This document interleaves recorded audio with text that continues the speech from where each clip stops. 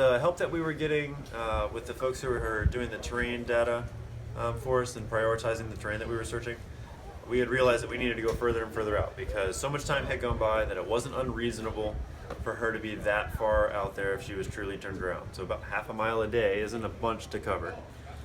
So when I was leaving last night, I called and asked if we could go up in a helicopter for 2 hours and I could take up the gentleman who was leading our hunting crews, that's Troy, and Javier, the fellow who's leading most of our rappelling teams and our deeper putting teams. And we wanted to go up in the helicopter and start to look for places that we could put guys in safely because we knew that we were asking our volunteers to go further and further out, and we needed to make sure that we could get them back out.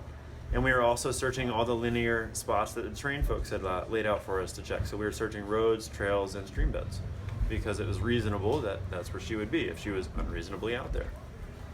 So we've been flying around for about an hour and 15 minutes, and we had searched all the linear trails. We checked the flume area, we checked the logging roads, we checked the logging camp area, all the little buildings out there, and then we were checking down at Bamboo Forest and going down the waterfalls, and we had been flying at about 150 feet over all of the waterfall beds the whole time and moving pretty slow, cruising around, and we had not a whole lot of fuel left, so we probably had time to check one more gulch and this one, and we were still moving slow. So we were flying about 150 feet, 200 feet. Sometimes the cliff walls were higher than us on the sides when we were flying down there so we could check all of the stream beds.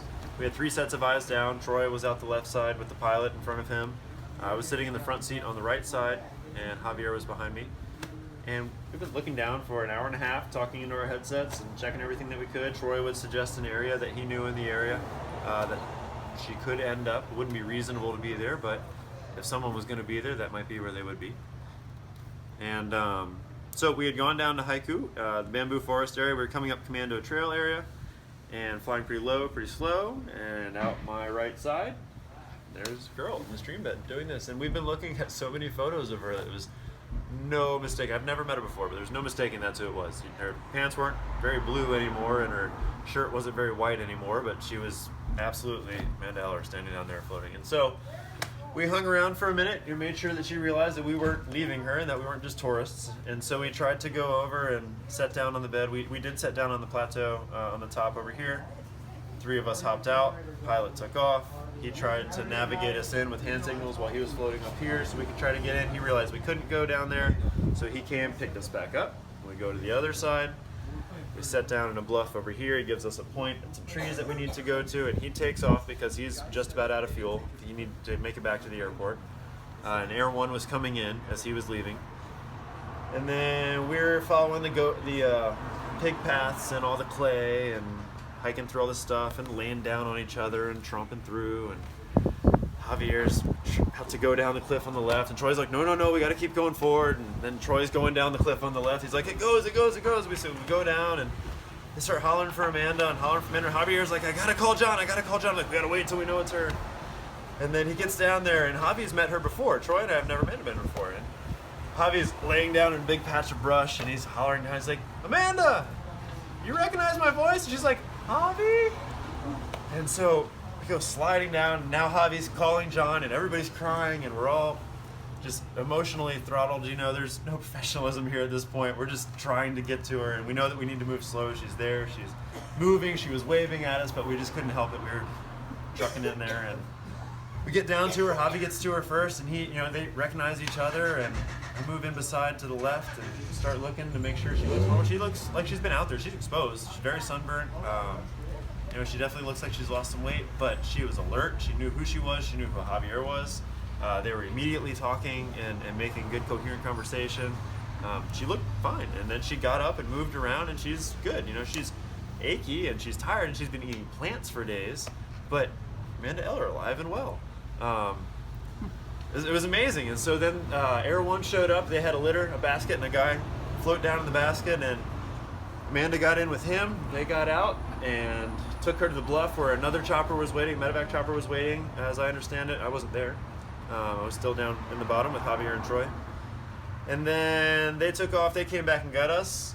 Troy got out first, and then Javier went out, and I went out, and we got to ride out in the basket. Beautiful view, and we're all breathing a sigh of relief. We could actually enjoy, the beautiful view out there because we found her. It didn't feel wrong to be enjoying that, I suppose. set down on the bluff, and that chopper took off, and then Pete, the fellow who was flying for us before, came back and picked us up, and we all flew back to the heliport. The detectives that had been working with us were there, the fire chiefs that had been working with us were there, a lot of the official gentlemen who have been supporting all of this behind the scenes were there, and we were all hugging and crying and high-fiving, and it was just moving. For the fuel guy for the chopper was stoked for everything. Just the energy was alive. Everybody knew that because of the effort that everyone had put in, and because we didn't quit, that's why we found her, and because everyone had helped and nobody had stopped. You know, the police were supportive the entire time. We had been talking to John that morning. The fire had been supportive the entire time. Parks and DLNR was up there that day with us looking for her. We had canine units still looking for her. We had, we were still getting, 50 plus, 60 plus, 70 plus volunteers a day looking for her, and the community didn't quit. I'm sorry, I'm getting really excited, but it was just, it's very moving. And now that we've accomplished it and it's done, and we found Amanda and she's good, we know that we did it right. There's no reason to stop the momentum of this. It took us a couple of days to get the swing of looking for her and doing it well. And we know now that we have a community that can do it well. We have the resources in the state to do it well. We have the resources in our local government to do it well. And so we're going to all keep working together, and we're going to make sure that this is a well-oiled machine, and it doesn't take 15, 16 plus days to find somebody next time. She's a tough cookie. That was the first time I met her. It was very emotionally involving, and yeah, I can't wait to see her again under calmer circumstances. Maybe a nice quiet lunch sometime with the family. But thank you very much for all of it.